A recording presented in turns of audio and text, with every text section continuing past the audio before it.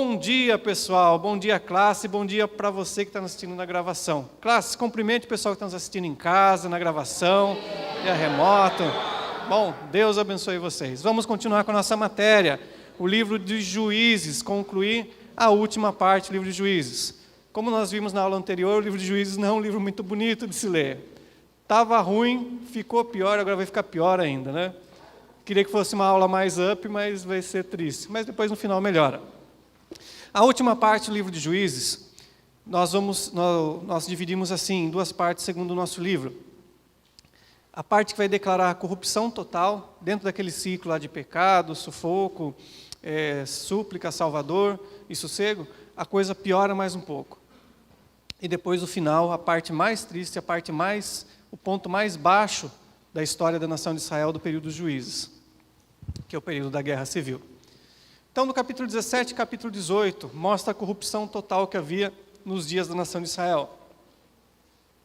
Um homem chamado Mica, que habitava entre Efraim e Dan, na sua casa ele constrói um ídolo. E quando um sacerdote levita estava de passagem, lembra que os levitas eles não tinham uma terra própria, então eles iam de cidade em cidade, morando na periferia, nos arredores da cidade.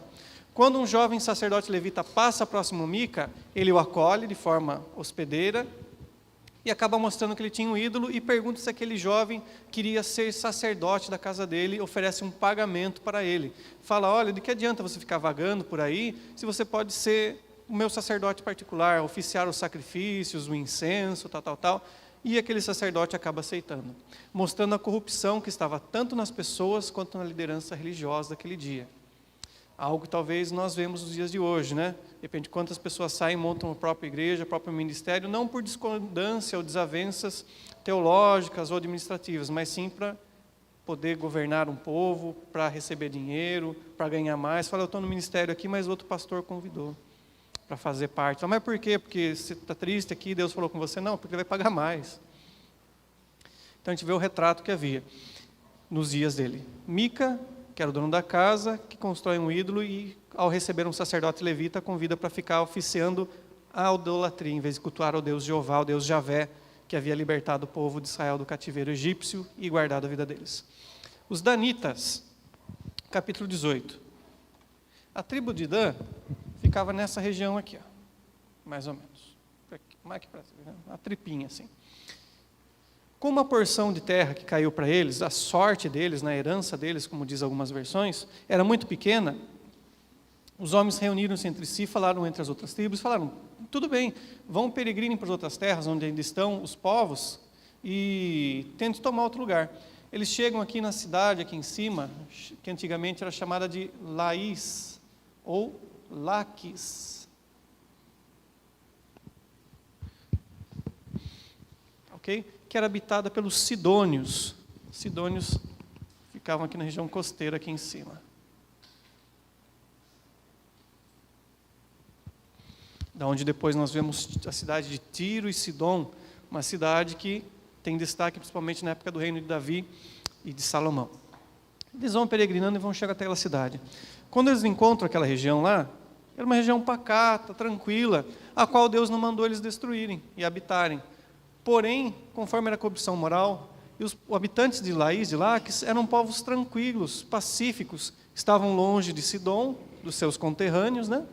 E viviam em paz, não tinham como se defender. Eles vão lá, em primeiro lugar eles saem procurar terra, no meio do caminho passam pela casa de Mica, vem o sacerdote levita, fala, olha, de que adianta se ficar servindo de sacerdote para uma pessoa só, enquanto você pode ser sacerdote de toda uma tribo? E vão lá e o moço fala, beleza, vou com vocês. Mais uma vez mudou o salário, ele vai onde oferece mais. E levam ele e vão até a cidade de Laís, ou Laques. Vindo que o povo era sossegado, era pacífico, estavam longe dos seus conterrâneos sidônios, eles armam a emboscada e tomam a cidade, de forma traiçoeira, mostrando como estava a corrupção total no coração do povo de Israel. Tá ok? Depois disso, a coisa cai mais para baixo ainda, aponta mais. No capítulo 19 até o capítulo 21, nós temos a cena mais triste, mais tórrida, mais deprimente da vida de Israel nos dias de Juízes, do período dos Juízes. Quando um sacerdote É legal que a Bíblia fala não apenas da liderança política, mas também a vida religiosa de Israel, que estava péssima, não estava ruim, estava podre. Um sacerdote.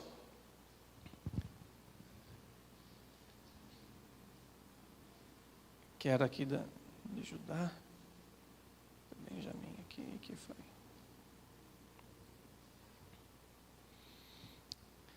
Que habitava nas regiões de Efraim, mas faz enquanto você está enxergando aqui, tá? Efraim, ele tem não uma esposa, mas uma concubina.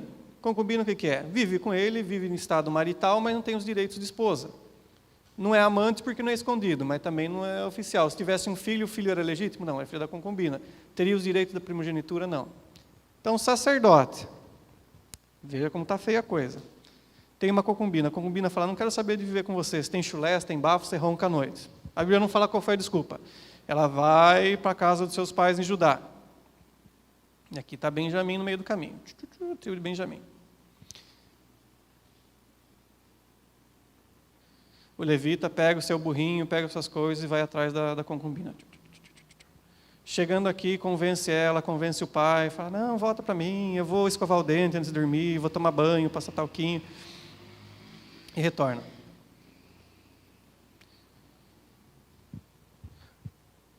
O pai dela segurou eles por vários dias, a Bíblia não fala o porquê, mas queria que eles ficassem lá.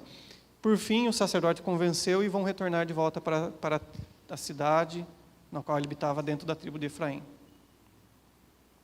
Só que como eles se demoraram, eles precisaram pousar, dormir na cidade de Gibeá, o qual ficava na tribo de Benjamim. Vendo que estava tarde, um homem voltando do campo abriga o sacerdote com sua esposa, um morador. Fala, não fiquem na rua, não fiquem na praça, porque é perigoso que eles ficarem sozinhos, tal. Vão para dentro da minha casa. Recebe eles, dá comida para eles, dá banho para eles, afofa o sofá, fala a senha do Wi-Fi lá, estão tudo tranquilo lá, maior alegria. Durante a noite, a madrugada, o que acontece? Os moradores de Gibeá batem na porta do morador, hoje a Bíblia não fala o nome, fala, traga para fora quem? O homem, para que nós possamos abusar dele, violentá-lo, currá-lo, estuprar ele. Isso lembra o quê? Sodoma e Gomorra, não lembra? Quando os anjos vão na casa de Ló, para você ver a decadência moral, a corrupção total que estava no povo de Israel. O morador da casa fala, não, pelo amor de Deus, não faz tal coisa, tem minhas filhas virgens aqui, entrego ela para vocês. O cara, não quero saber. No fim, o que eles resolvem? Entrega a concubina. No fim, ela pagou o pato. Agora, eu não lembro. Por concubina, acho que não tem M, não. Fugiu da concubinato, é isso mesmo. Concubinato. Entrega agora para aqueles homens, eles estupram ela a madrugada inteira, a noite inteira. De manhã o sacerdote sai da casa como se nada tivesse acontecido, vê ela prestes a morrer na soleira, na porta, no capacho da porta lá, pega ela, põe ela sobre o jumentinho dele e volta lá para Efraim. O que ele faz quando chega a Efraim? Ela obviamente morre, ele pega e corta ela em 12 pedaços, 12 partes. Lembra da história lá de Tiradentes? O governador geral lá missões lá de Minas Gerais, cortou aqui no Rio de Janeiro e mandou os pedaços dele lá para ninguém fazer igual o Tiradentes e os Inconfidentes, né? Então ele cortou e mandou, falou, olha, que seja feito assim com a tribo de Gibeá, com a tribo de cidade de Benjamim, a tribo de Benjamim, assim como eles fizeram, como eu fiz com a minha concubina, seja feito com eles, ou seja, sejam destruídos, divididos, apagados. As 12 tribos, obviamente, se indignam com toda essa maldade e mandam homens, mandam líderes para atacar Gibeá e Benjamim. Obviamente, o quê? A tribo de Benjamim fala de jeito nenhum. Vocês não vão atacar a cidade nossa nenhuma. E se preparam e se armam e há uma guerra, composta de pelo menos 3 batalhas. Na qual as 2 primeiras, essa coalizão das 12 tribos, das 11 outras tribos, né? Elas sofrem derrotas e na terceira e última eles conseguem derrotar o exército dos benjamitas que estava em Gibeá. E diz que a destruição foi tamanha, foi tão grande, que sobraram cerca apenas de 600 homens na cidade de Gibeá.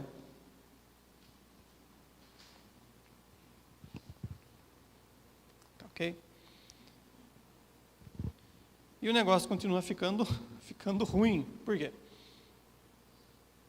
Antes de partirem para a batalha, as 11 tribos aliançadas falou, e além de destruir eles, jamais daremos esposas, ou seja, permitiremos que nossa tribo se aliance com eles através de casamento. Ou seja, não vamos dar mulheres para se casarem com eles. Na terceira batalha, Gibeá é derrotada por essa coalizão de 11 tribos. São derrotados a maior parte dos homens, tanto que vieram das outras cidades de Benjamim, quanto de Gibeá, e de Gibeá sobram apenas 600 homens. Agora, aquelas 11 tribos e o restante dos homens de Benjamim começam a chorar, falar, puxa, quase que apagamos, extinguimos uma das lâmpadas de Israel, quase que eliminamos uma das tribos. Cai na consciência deles que o ato isolado de uma cidade levou eles à guerra, à destruição, de quase destruir toda uma tribo da nação de Israel. Eles caem em si e falam, puxa vida, e agora o que a gente vai fazer? Como vamos ajudar ele? Ele fala, puxa, a gente não pode dar a esposa para eles, porque a gente falou que não ia dar. Os de Benjamim tentam, de um jeito, falam, tem aqui uma parte, vamos dar, e o que eles entram no acordo? Falam, olha, quando vocês, durante as festividades, que as moças saírem aos campos, às florestas para dançar, celebrar uma das muitas festas de Israel, vocês vão lá e podem tomar a elas, sequestrar elas e trazer para a esposa de vocês. E dito e feito, eles vão lá e sequestram as moças para serem suas esposas. Então nós vemos aqui uma parábola inversa, né? Aquela que desce cada vez mais na vida de Israel. Mas só uma parábola não, perdão, né? Isso aqui é da aula da próxima matéria. É o contrário, né? Uma reta negativa. Tem a linha moral aqui. O que é certo, eles vão assim. Começam lá bem e vão até o infinito. Tão ruim que é.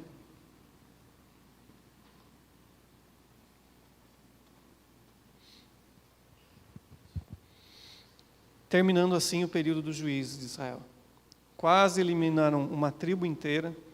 O pecado instalado na maior parte da nação, tanto no coração quanto na vida já estabelecida política e social do povo. Bem triste o livro de Juízes. Porém, na sequência, Samuel nos dá uma luz, porque ele vai contar a história de Ruth e a sua própria história do seu nascimento, do seu ministério. Tá ok? Alguns detalhes, que Samuel, além de ser um profeta, um líder, não sei se ele escreveu ou ele passou para os seus seguidores, seus discípulos escreverem, mas ele deixa alguns ganchos.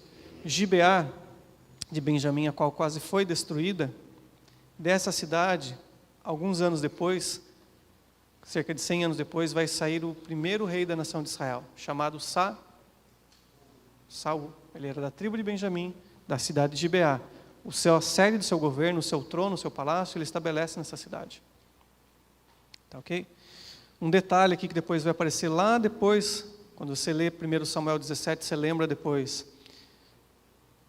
Durante as 3 batalhas, fala o seguinte, que dentro de Gibeá, na tribo de Benjamim, havia homens habilidosos em guerra.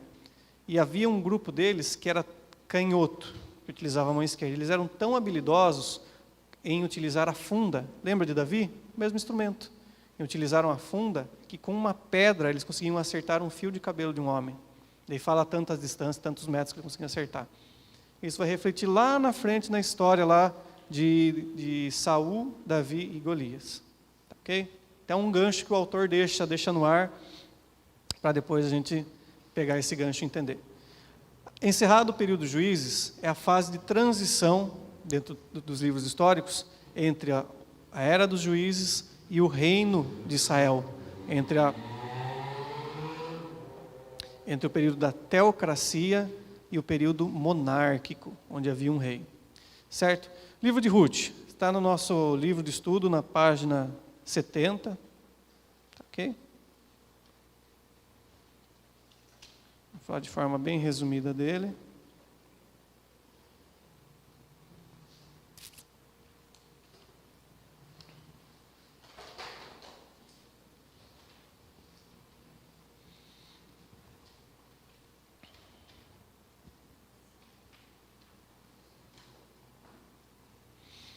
Livro de Ruth.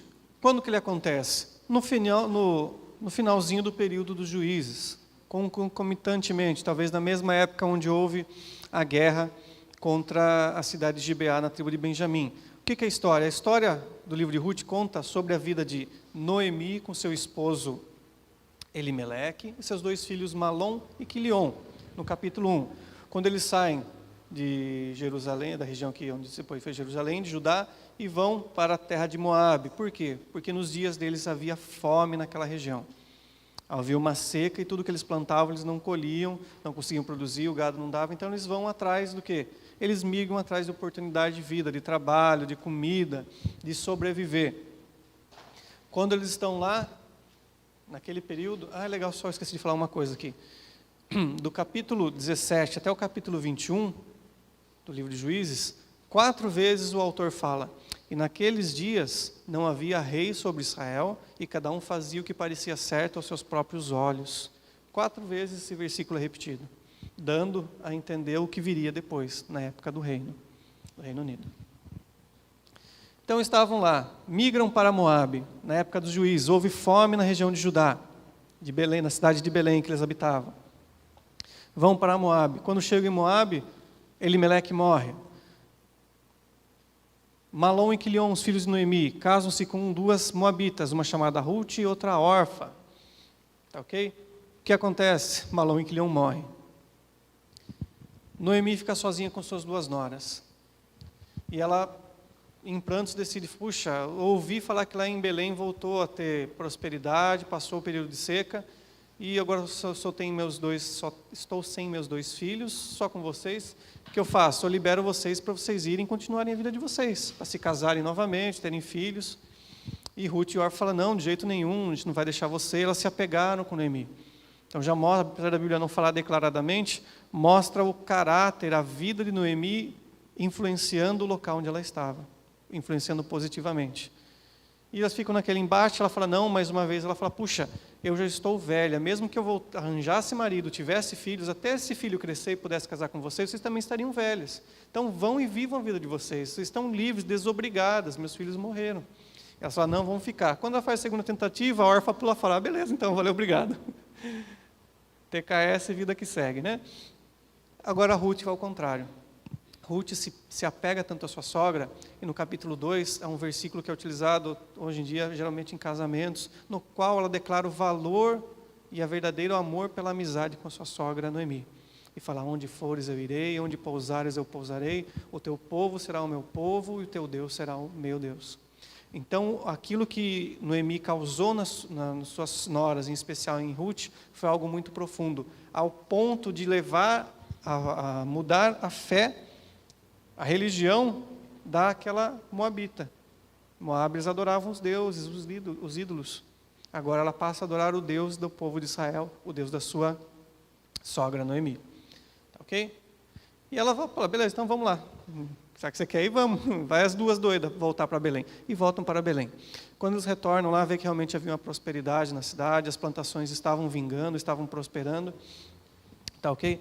A Noemi se encontra com suas amigas, seus familiares, ela fala, não me chame mais Noemi, mas me chamem de Mara, que quer dizer amarga. Elas falam, não, para com isso, tal, Deus vai abençoar você. E elas ficam naquela condição, viúva, sem fonte de renda, sem trabalho, e a outra também, viúva, sem fonte de renda e estrangeira. É uma coisa bem bacana, né? Para você chegar assim do nada, cair de paraquedas. Mas saindo daqui, indo para os Estados Unidos, indo para a Itália, indo para a Espanha, para a Inglaterra, beleza, vai sem marido, 6 mulheres, né? 6 homens, graças a Deus, sem marido, né? Ainda bem. Aqui não. Chegando numa condição total, sem nenhuma base, sem nenhum suporte, tanto emocional, quanto físico, quanto financeiro. Então, elas chegam nessa situação. E chegando lá, elas vão tentar tocar a vida. E conforme a lei mosaica, lá é descrito em Deuteronômio principalmente, o que acontecia? Nas plantações, quando o povo de Israel iria colher, eles estavam colhendo trigo, ou colhendo a uva lá, ou figo, e de repente caía algo no chão, os trabalhadores não poderiam voltar atrás para pegar aquilo, porque aquilo pertenceria aos órfãos. Estava funcionando até agora. Pega azul. aos órfãos,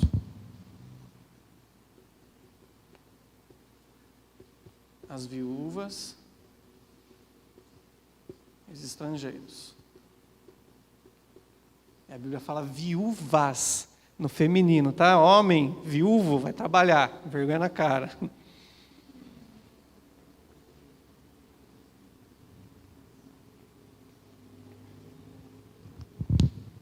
Tá ok? Então aquilo que sobrava da colheita era destinado aos órfãos, às viúvas e os estrangeiros. Quando chegasse naquela terra, não tinha oportunidade, não tinha rumo certo, não tinha profissão, não tinha amparo familiar, não tinha amparo social nenhum. Aquilo era o meio de Deus remediar essa situação.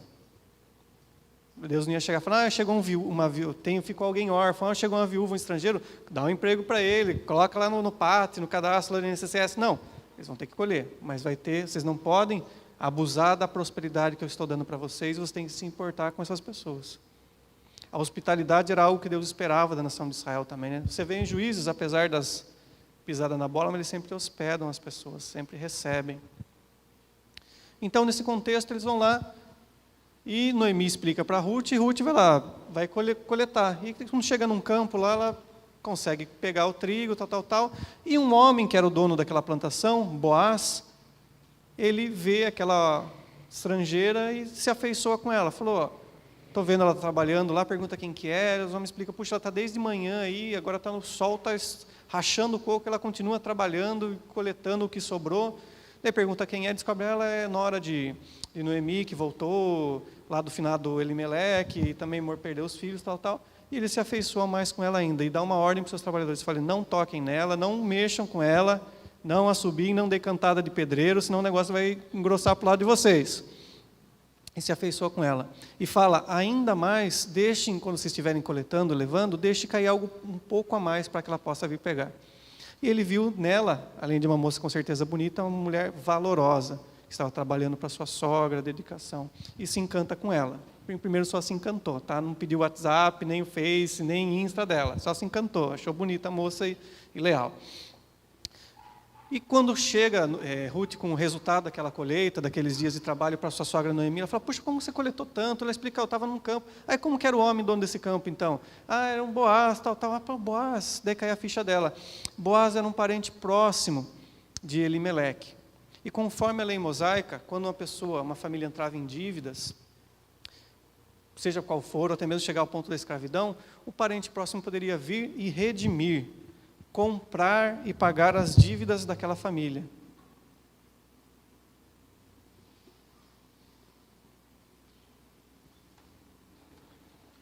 Quando ele redimia, ele fazia a redenção.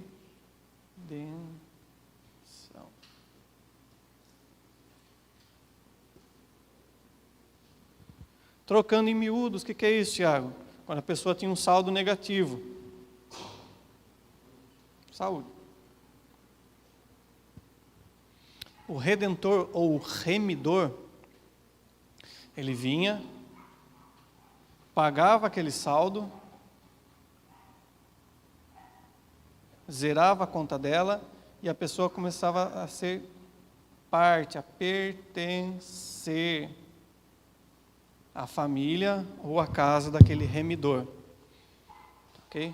Ele não era propriedade, ele era integrado. Então nós vemos aqui o plano da redenção ou da remissão. Noemi explica para sua sogra Ruth, fala, puxa, ele é um parente próximo, ele pode nos remir, nos redimir, nos render da nossa dívida, da nossa miséria. Pode cuidar de nós. Isso aqui nós vemos já apontando lá para o futuro, algo da graça. A lei mosaica acerca da redenção aponta para nós para os dias de Jesus.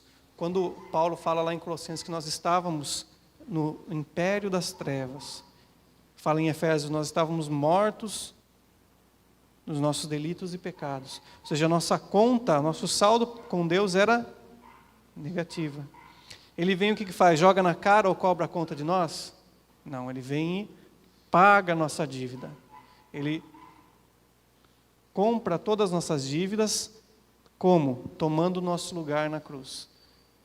Romanos 3 fala que todos os pecados estão destituídos da graça de Deus. Romanos 3. Romanos 6 fala que o salário do pecado é a morte.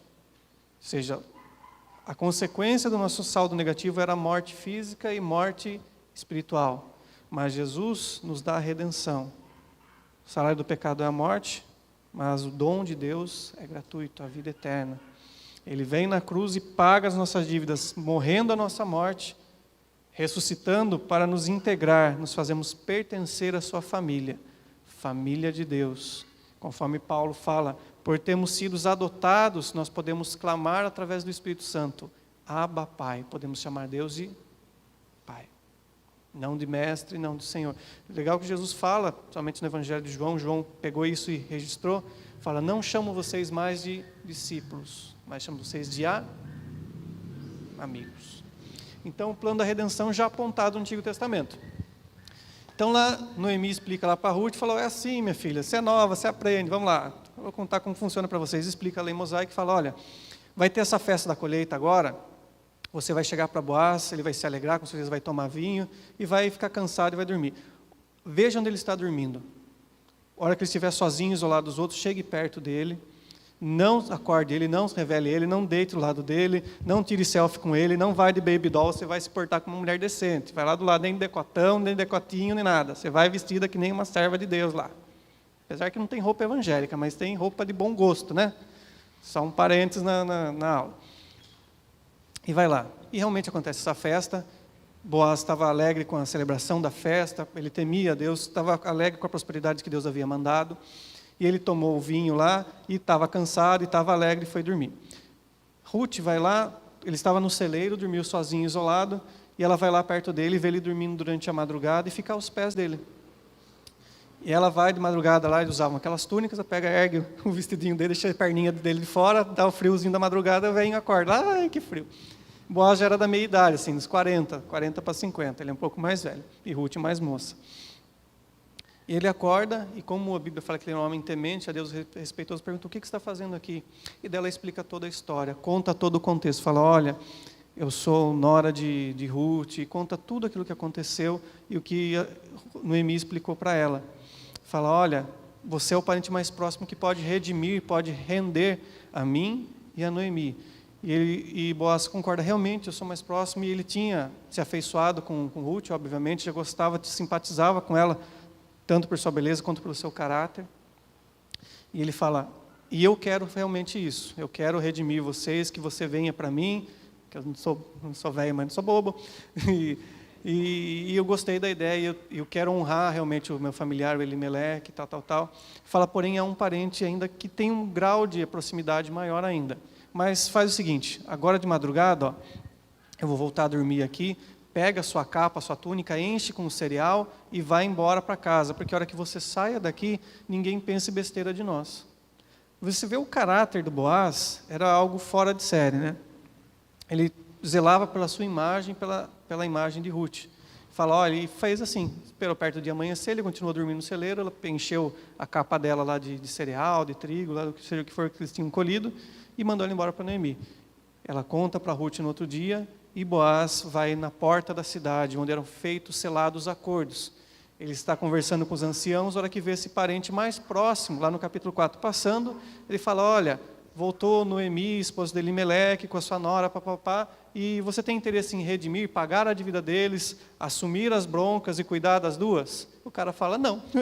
E o Boaz fala, então eu tenho. Então eles selam um acordo e conforme o costume deles, ele tira o sapato e um calça o sapato do outro. Não sei se tinha chulé, se não tinha, mas era assim que eles selavam um acordo. Tá bom? E depois desse acordo, Boaz vai lá e redime, paga as dívidas e traz para morar consigo Noemi e Ruth. E acaba se casando com Ruth. E desse casamento nasce Obed, de quem depois vai nascer Jessé, de quem depois vai nascer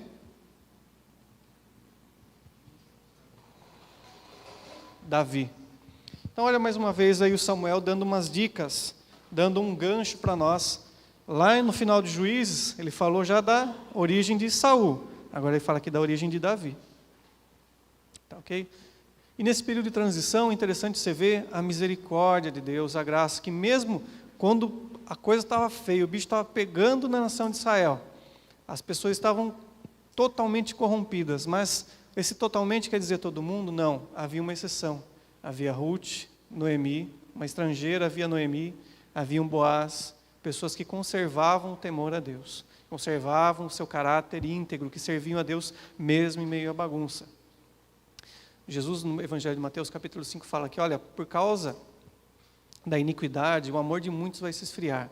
Mas ele continua, ele completa essa citação, esse discurso seu falando, mas aquele que perseverar até o fim, vencerá.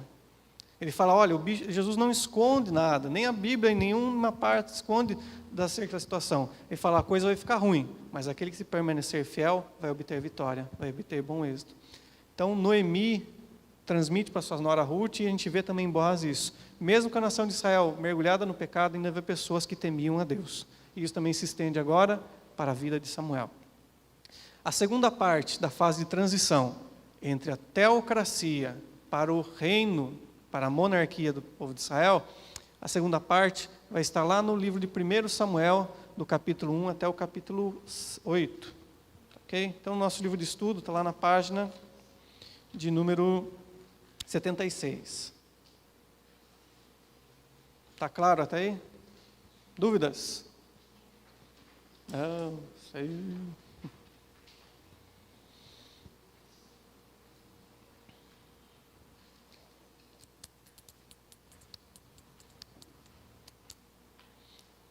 Primeiro livro de Samuel, coisa que eu falei com a outra sala, pessoal, não existe 1 Samuel, não existe 2 Samuel, não existe 1 Reis, nem 2 Reis, nem 1 Crônicas, nem 2 Crônicas, é primeiro, é de livro, tá? Não é marcha, nem clube de samba, é primeiro livro.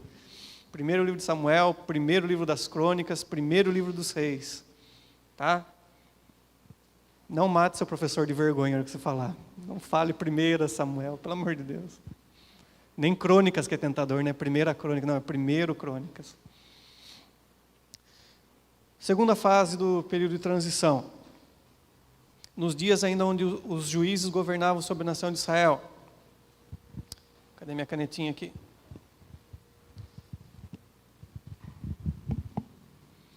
Aqui ficava mais ou menos uma cidade chamada Siló. O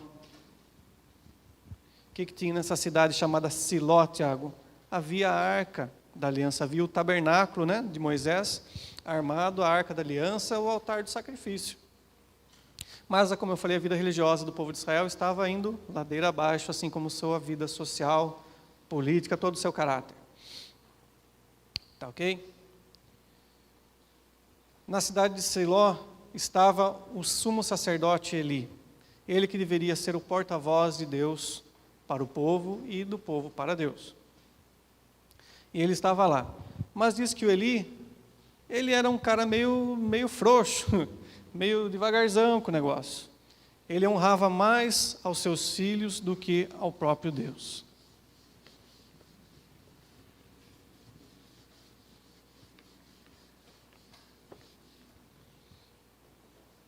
Então lá em Siló, quem era o líder era Eli, sumo sacerdote, o sacerdote principal. E seus filhos oficiavam nos outros demais ritos, no sacrifício dos animais, na oferta de cereais.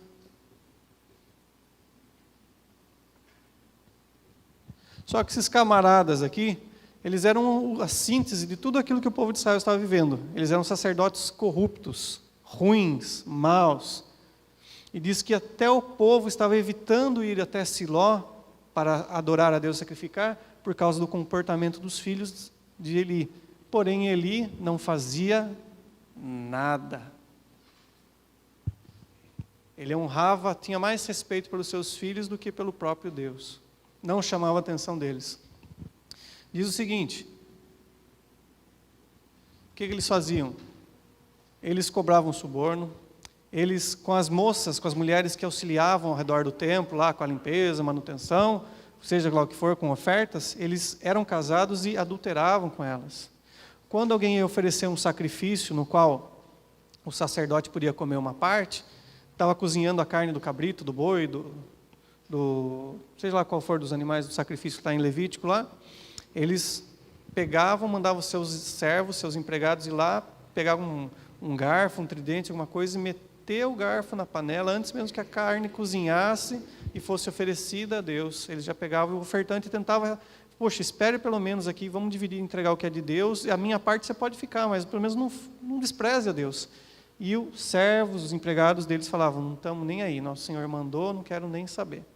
Então eles detestavam a Deus, desprezavam a Deus na cara dura, e Eli não fazia nada. E nesse contexto, havia um camarada chamado Eucana.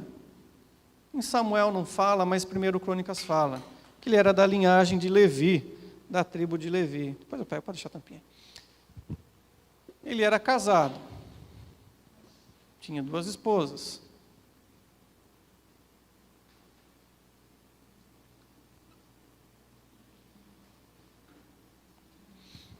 Ana e Penina.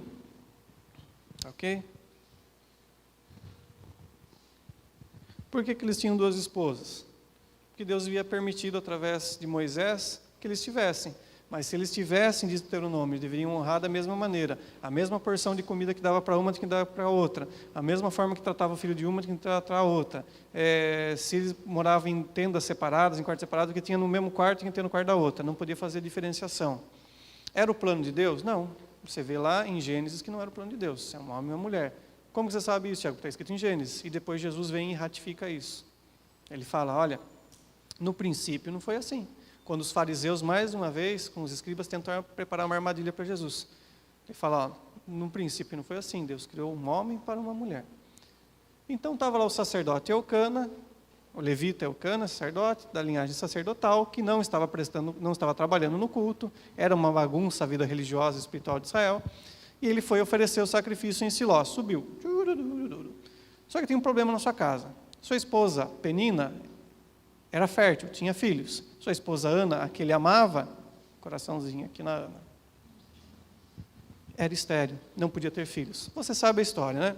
Ana chora diante de Deus, toda vez era envergonhada, subiam nas festas para Jerusalém, Penina ficava cutucando ela, ficava espezinhando ela, falando, mandava torpedo, mandava WhatsApp, colocava no Face, olha que uma barrigão aqui de novo. Achava um jeito para humilhar e afrontar Ana. E ela se sentia-se cada vez mais triste, mais deprimida, até o momento que ela toma uma posição que vai distinguir, vai ser contrária a todo aquele contexto lá da vida dos juízes. Lembra que eles estavam no período dos juízes aqui? Eli era um sacerdote, um líder da nação de Israel durante o período dos juízes. Ela decide nessa última vez orar e vai até diante do templo. Na porta do templo as mulheres tinham um local delimitado, os homens podiam entrar mais adiante para oferecer sacrifício, e no tabernáculo, na cabana onde estava a Arca da Aliança, os altares de incenso, o candelabro e a mesa dos pães, somente os sacerdotes, e dentro do Santo dos Santos, só o sumo sacerdote, uma vez por ano, no caso Eli. Tá, ok?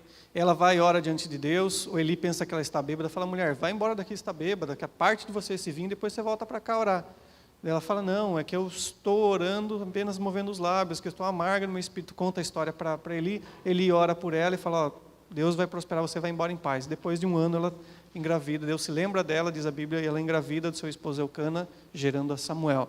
E naquela oração que ela fez um voto, que se Deus concebesse um filho para ela, filho homem varão, ele entregaria ele para o templo, para o ministério. Tanto que o nome, da raiz hebraico, El quer dizer El Elohim, o Deus grande, o El Elyon, o Altíssimo, e Samu, da palavra hebraica Shema, ouve. Então, a tradução para o nome de Samuel é Deus ouviu, ou ouviu Deus. Porque Deus se lembrou de Ana e concebeu um filho para ela. Tá ok? Menino cresce, já está na primeira infância e ela vai cumprir o seu voto. Fica alguns anos sem subir na festa, fala para Eucana, pode subir, que depois eu vou. Ela ficou curtindo o filho dela, porque depois ela foi cumprir o voto, a aliança que ela fez. Quando o menino já parava de tomar o leite materno, bebê no peito, né? Hoje em dia a criança para com uns meses, com anos. Naquele tempo, antiguidade, até um pouco tempo atrás, né? No começo do século XX, a criança estava com 10 anos mamando em pé lá. Naquele tempo não era muito diferente. Então, sendo um menino desmamado, nessa fase da final da primeira infância, ela vai para o templo e entregar o menino para cumprir o seu voto com Deus. Entrega ele aos cuidados de Eli para ser um sacerdote, para oficiar no templo, lá no tabernáculo de Deus. O menino começa a crescer quando está na fase da pré-adolescência para a adolescência, no capítulo 3 e o capítulo 4. Um dia ele está lá dormindo próximo a Eli e ele escuta uma voz, fala: Samuel, quero falar com você, levanta. Ele pensa que é Eli, você sabe a história, por 3 vezes chama. Eli explica para ele, fala: deve ser Deus querendo falar com você. A hora que a próxima vez que chamar, você fala: eis-me aqui, Senhor, fala que o teu servo te ouve. O menino faz isso e Deus fala com Samuel, aquele pré-adolescente, adolescente, faz adolescência, fala: olha, vou contar um negócio para você, vou falar um negócio para você que quando se cumprir vai fazer a orelha de todo Israel ficar fervendo, vermelha, de tamanho juízo que eu vou trazer sobre o povo. E ele fala uma profecia para Samuel, Deus fala acerca de Eli.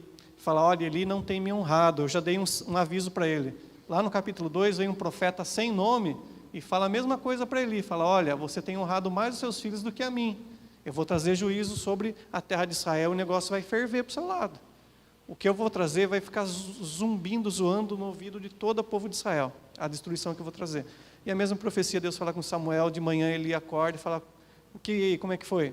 Samuel fica com vergonha, com medo, fala: não, conte tudo o que Deus falou, eu sei que é sobre mim.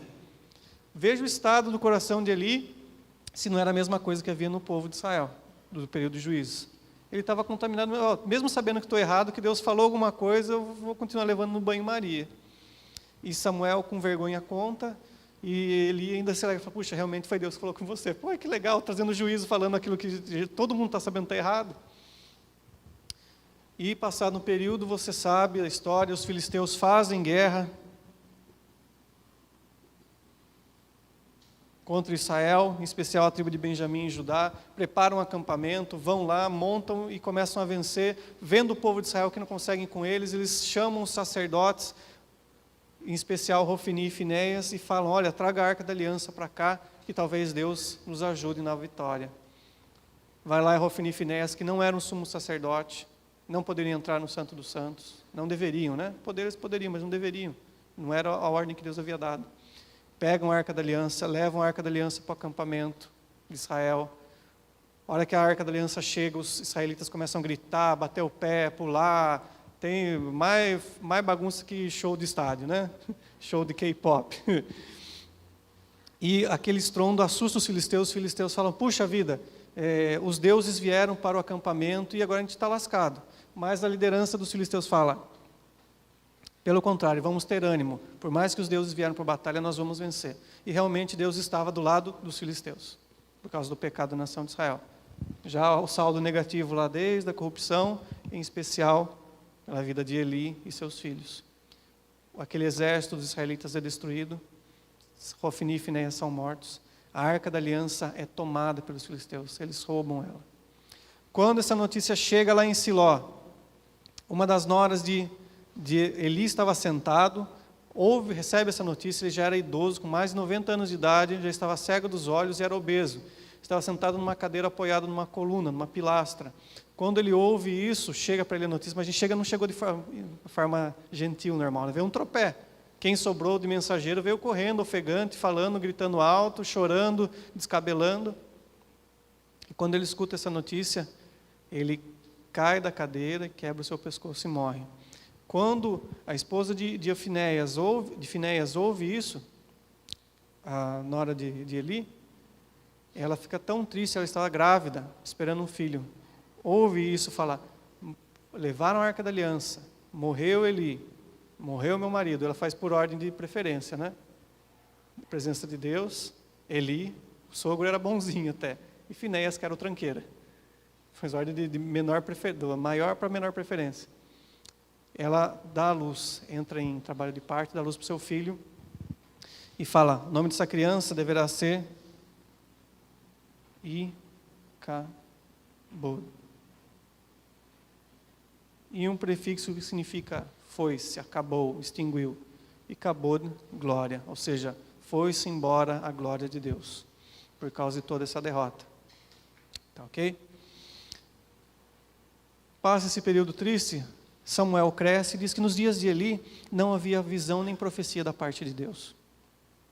Mas agora com Samuel, ele ouve a voz de Deus e fala para o povo e começa a haver uma restauração. A arca, quando esteve com os filisteus, em cada cidade dos filisteus que ela ia, Deus mandava uma praga, mandava úlcera, mandava hemorroida, mandava peste. Eles vendo que não podia ficar com aquilo, eles colocam numa carruagem uma carroça, né, com bois e mandam de volta para Israel. A arca sobe pelo sul de Judá, primeiro para Bet-Semes, os moradores abrem a arca, caem duros, parte dos xereta foram lá, porque não eram levita, não podia mexer, depois ela vai para Kiriat Jearim. A Kiriat Jearim, ela fica na casa de Abinadab por muitos e muitos anos. O profeta Samuel agora começa a trazer um avivamento para o povo de Israel. Faz um circuito de cidades onde ele vai passando e ensinando as leis. Ele cria algo que vai aparecer bastante no reino dividido, no período do reino de Israel dividido, que é a escola dos profetas. Ele começa a chamar homens para ensinar a lei de Deus e para buscarem Deus em oração, e eles começam agora a ensinar e profetizar. Falar a lei de Moisés e a palavra direta do povo de Deus para o povo, pessoas específicas. E o ministério de Samuel fortalecido, ele se torna um líder nacional, se torna o último dos juízes de Israel. Os líderes tinham um caráter tribal, lembra? Agora Samuel tem um caráter de respeito e liderança nacional, por toda Israel. As pessoas temem ele. Você vê isso lá em 1 Samuel 16, quando ele vai ungir Davi lá na casa do seu pai Jessé. Quando ele chega na cidade de Belém, lá, Belém Efrata, o que acontece? O povo fala, Samuel chegou. Vai, estamos com medo. Tamanho o respeito que ele tinha. Eles têm mais uma batalha militar contra os filisteus, no qual Deus concede a vitória sob o comando de Samuel e ratifica, sela, chancela o seu ministério. E Samuel é respeitado e temido por todo o povo, pois ele ouvia a voz de Deus e passava para o povo e orava pelo povo para Deus. Certo? Então, na próxima aula, nós vamos ver o início do Reino Unido, com Saul, Davi e Salomão. Capítulo 7 e capítulo 8. Certo? Deus abençoe vocês, boa aula e bom final de semana. Tchau!